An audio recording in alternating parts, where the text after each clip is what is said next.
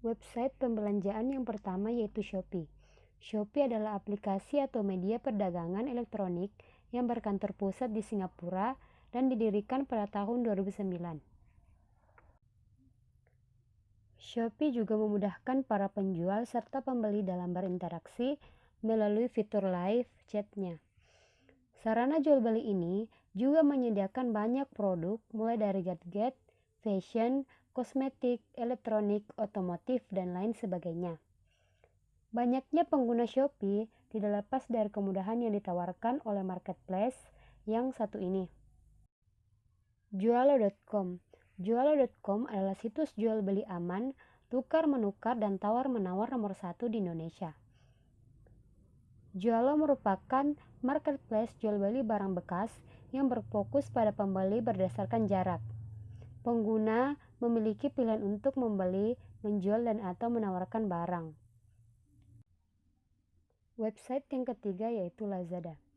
Lazada merupakan pusat belanja online yang menawarkan berbagai macam jenis produk mulai dari elektronik, buku, mainan anak, dan perlengkapan bayi. Lazada Indonesia didirikan pada tahun 2012 dan merupakan salah satu cabang dari jaringan retail online. Selanjutnya Tokopedia. Tokopedia merupakan perusahaan perdagangan elektronik atau sering disebut toko daring. Sejak didirikan pada tahun 2009, Tokopedia telah bertransformasi menjadi sebuah unicorn yang berpengaruh tidak hanya di Indonesia tetapi juga di Asia Tenggara. Hingga saat ini, Tokopedia termasuk marketplace yang paling banyak dikunjungi oleh masyarakat Indonesia.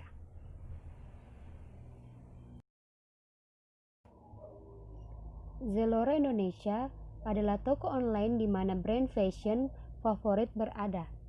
Dengan berbelanja fashion di toko online Zalora Indonesia, Anda dapat menemukan produk fashion eksklusif terbaik dan ribuan fashion brand terkenal, serta produk-produk yang dijamin original. Zalora sebagai salah satu pusat belanja fashion online terbesar di Indonesia dapat menjawab kebutuhan fashion pria dan fashion wanita dengan menawarkan brand-brand terbaru dan terkemuka, baik lokal maupun internasional. Bukalapak merupakan salah satu perusahaan e-commerce di Indonesia dan didirikan pada tahun 2010. Bukalapak awalnya merupakan toko daring yang memungkinkan para pelaku usaha kecil dan menengah untuk menambah ke dunia maya. Perusahaan tersebut kini telah melakukan ekspansi ke berbagai lini bisnis lain, termasuk membantu meningkatkan penjualan para warung tradisional lewat layanan mitra Bukalapak.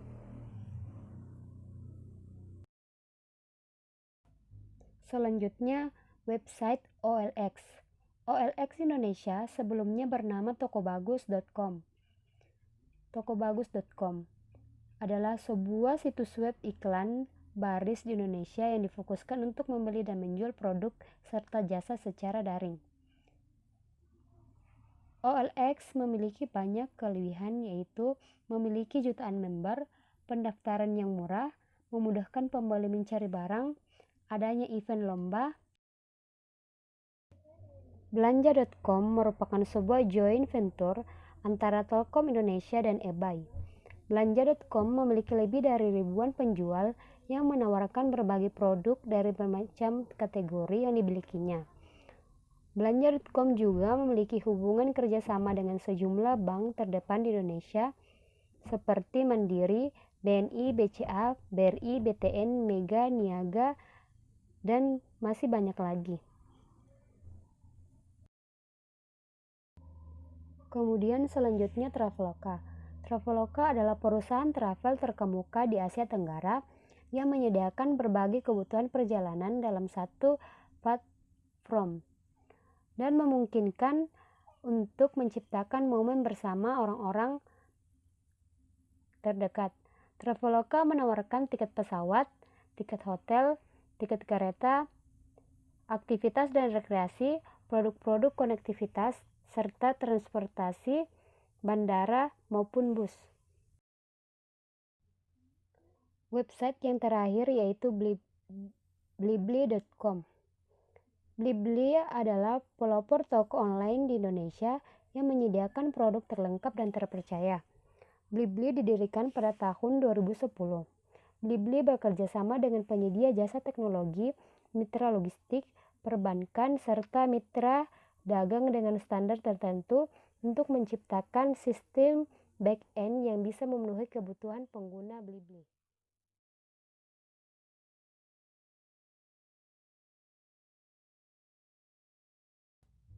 Website edukasi yang pertama yaitu Ruangguru.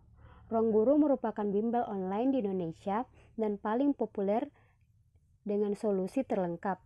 Fitur-fitur Ruangguru mulai dari video belajar, latihan soal, les privat, dan tryout. Kontennya tersedia untuk berbagai jenjang mulai dari SD, SMP hingga SMA dan sesuai dengan kurikulum nasional.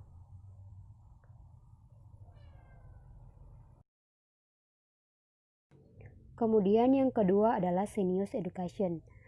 Xenius Education memberikan akses pendidikan dalam format video berbahasa Indonesia dan kumpulan soal-soal ujian nasional dalam bentuk e-book. Materi yang tersedia mulai dari jenjang SD, dari kelas 1 sampai dengan kelas 6 dengan SMP dan SMA, kemudian materi UTBK, serta belajar mandiri. Ini adalah tampilan dari Xenius Education.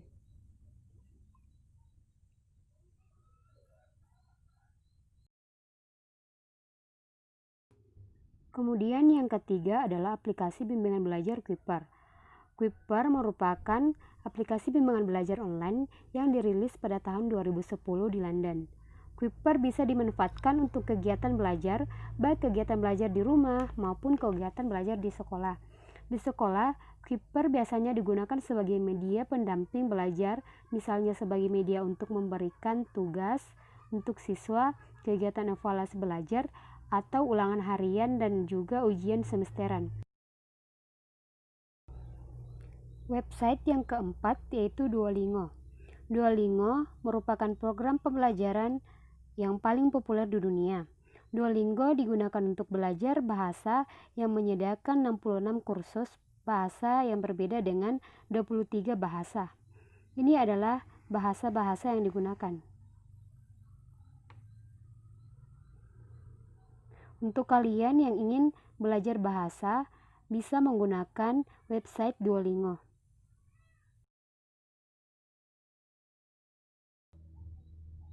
Yang keempat yaitu kelas pintar.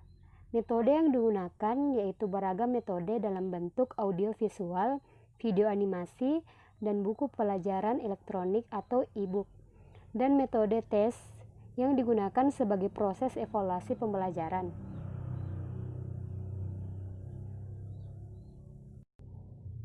Kelas pintar memberikan solusi kepada murid dengan kelas pintar reguler dan kelas pintar MBG. Kemudian solusi untuk guru dan solusi untuk orang tua.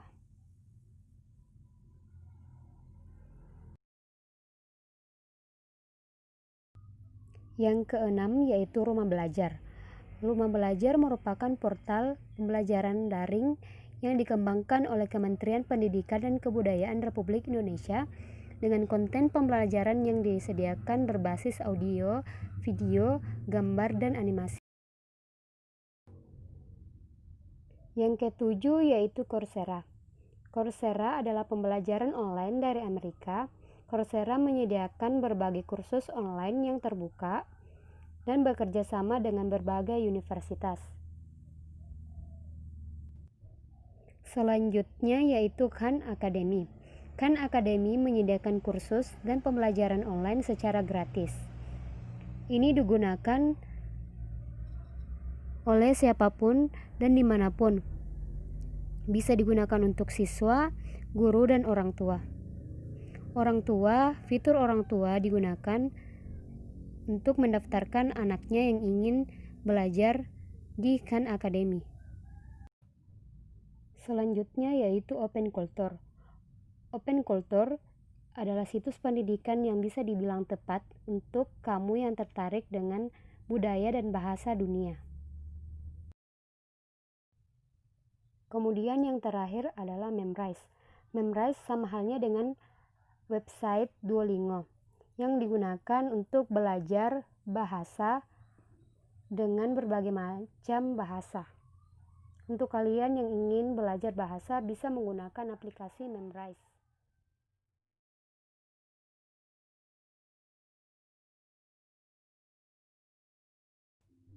Website berita yang pertama yaitu Tribun News.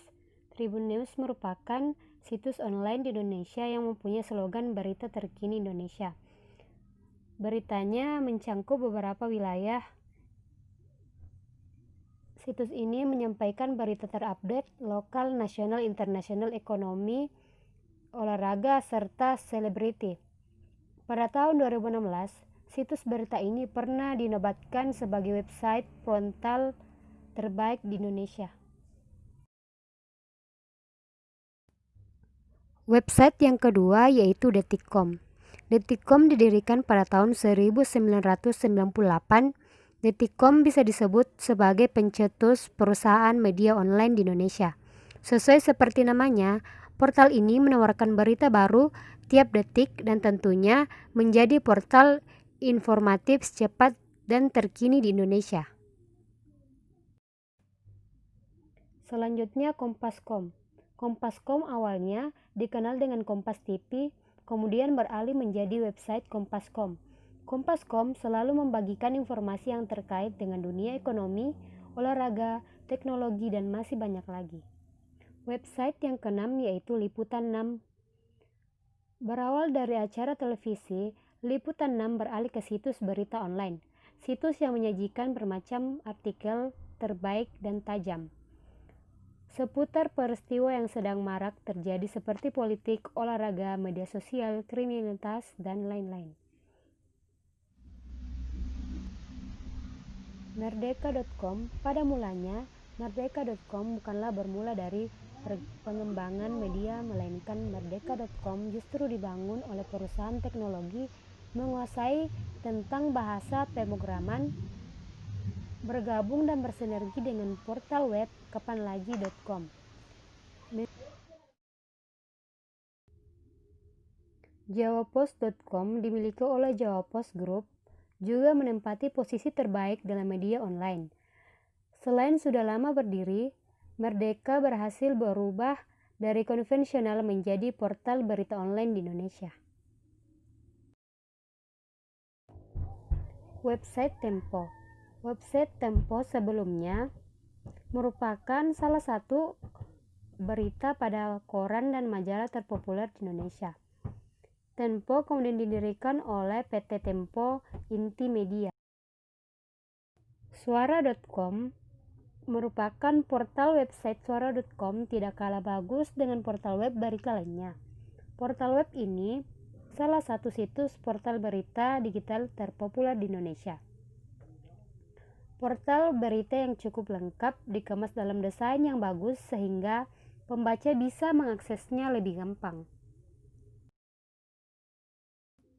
Kemudian website yang ke-9 yaitu okezone.com. Okezone.com berdiri sejak tahun 2007. Okezone adalah portal berita dan hiburan yang terbaik dan terpercaya yang berpusat pada pembaca Indonesia baik dalam negeri maupun luar negeri. Website Viva didirikan pada tahun 2008. Portal web berita tersebut menyampaikan berita harian terupdate tentang politik dan lifestyle.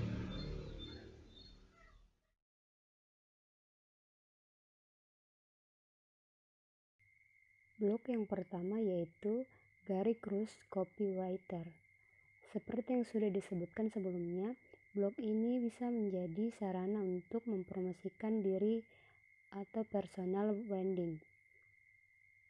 Gary Cruz memanfaatkan blognya sebagai portofolio sehingga ketika ada yang ingin menggunakan jasanya bisa mengetahui seperti apa kualitas pekerjaan yang dihasilkan. Blog Agus Mulyadi. Blog Agus Mulyadi digunakan oleh Gus Mul untuk menceritakan kisah keseharian yang dialaminya. Kemudian blog ini pun mengantarkan Gus Mulil untuk menjadi pembicara di BBC Indonesia. Selanjutnya, blog dokter. Blog dokter ini menyampaikan berbagai informasi tentang kesehatan, bahkan kita bisa berkonsultasi online dengan para dokter. Selain menulis tentang kesehatan dan solusi dan masalahnya, blog dokter juga membuka sesi tanya jawab online secara gratis.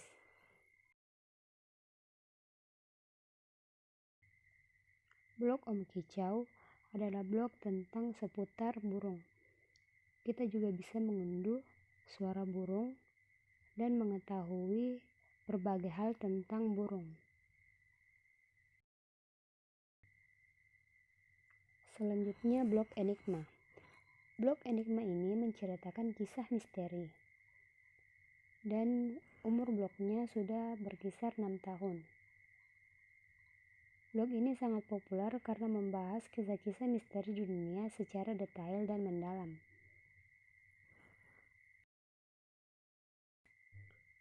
Blog Iwan Banara. Blog Iwan Banara berasal dari Banara Tulungagung bernama Iwan, seorang blogger Indonesia dan komentator acara balap motor GP di TV lokal. Blog yang dibuat Iwan ini khusus untuk kamu pencinta motor GP dan ingin mengetahui seluk-beluk mengenai dunia motor. Selanjutnya, blog Silitkius merupakan blog sesat seorang mahasiswa abadi bernama Alit Susanto. Blog ini digunakan sebagai topik personal maupun topik komedi.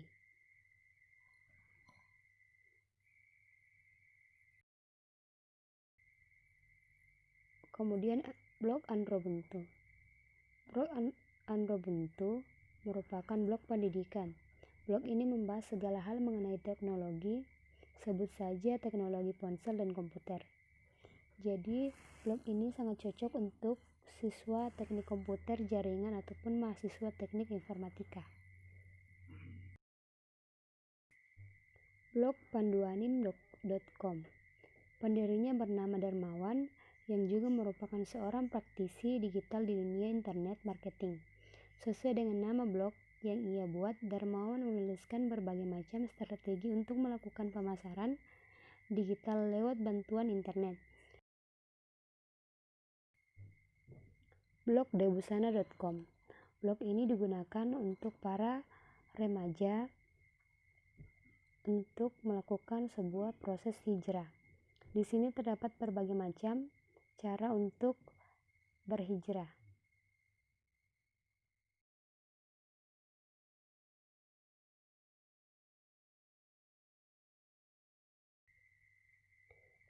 Situs website Clippings.me diperuntukkan bagi penulis, jurnalis, atau blogger.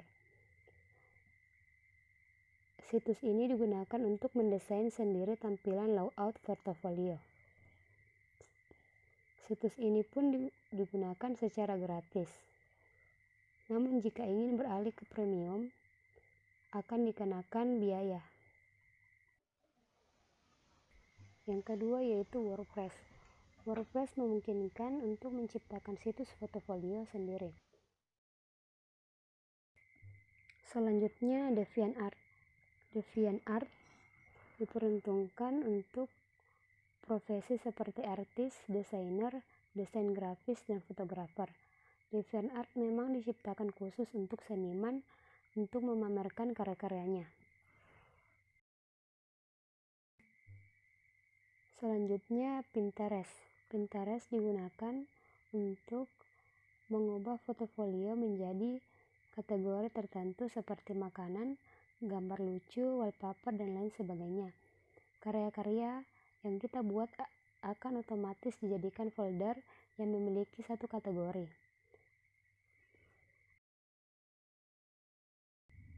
Selanjutnya, The Best Design. Website ini diperuntukkan khusus bagi desainer yang ingin membuat portofolio dengan desain-desain terbaik. Beberapa perusahaan juga bisa mencari desain atau web desain terbaik di sini.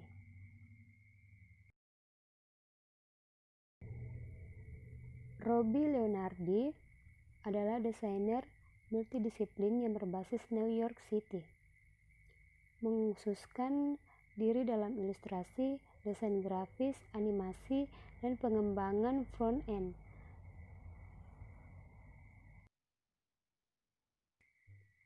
Lizzie Seymour adalah seorang desainer yang suka mencoba-coba dalam desain karakter, ilustrasi, instalasi, sedikit coding, dan hal-hal yang bergerak. Portofolio Adorably dibuat ini akan memberikan rasa pekerjaan yang berlian tanpa celah dan karakter lucunya. Website portofolio Mark Thoms adalah portofolio ini dari desainer tim Mark Thoms, tata letak yang ramping dengan berbagai nuansa mencolok. Ia juga menggunakan tipografi yang keren, ditambah tampilan dan nuansa situs tetap konsisten. Website ini mendesain portofolio yang lebih indah dan sederhana, mudah dinavigasi, dan minimalis. Website ini dirancang oleh Jerman berbasis lembaga Basico 09.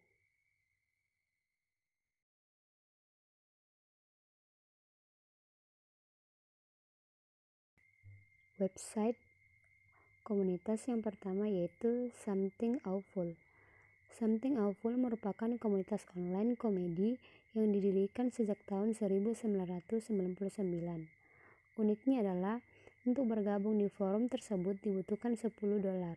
Walaupun tidak semua orang senang dengan membayar untuk berkomunitas, hal tersebut efektif menghindari iklan dan perusak komunitas.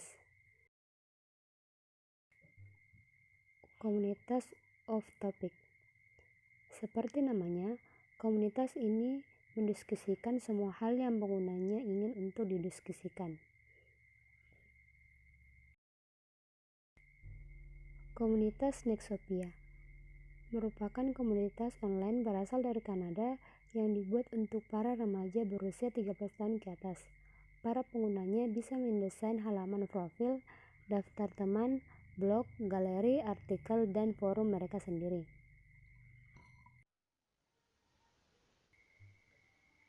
IGN merupakan komunitas yang bertujuan untuk menghibur penggunanya.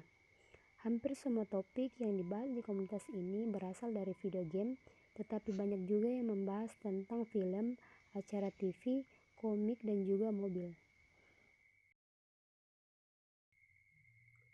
Komunitas ini didirikan awalnya bertujuan untuk mendiskusi game Diablo kedua, salah satu game terkenal sekarang. Forum diskusi ini sudah menambah ke game lain seperti RuneScape, World of War, Guild of War, dan game-game lainnya. Komunitas ini didirikan sejak tahun 2002. Komunitas Hijabers didirikan pada tanggal 27 November 2010 di Jakarta.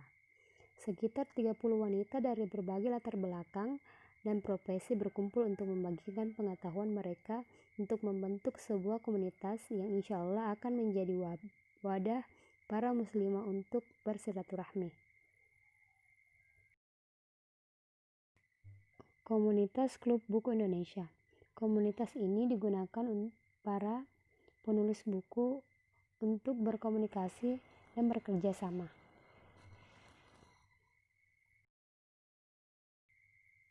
Komunitas Tangan di Atas atau bisa disingkat dengan TDA adalah suatu komunitas yang beranggotakan para wisatawan muda dan orang-orang yang berminat pada dunia wirausaha.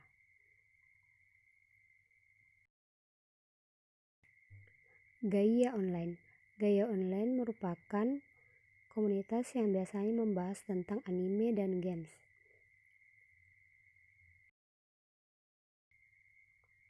Komunitas Indonesia Literasi merupakan wadah wadah untuk melaksanakan berbagai kegiatan literasi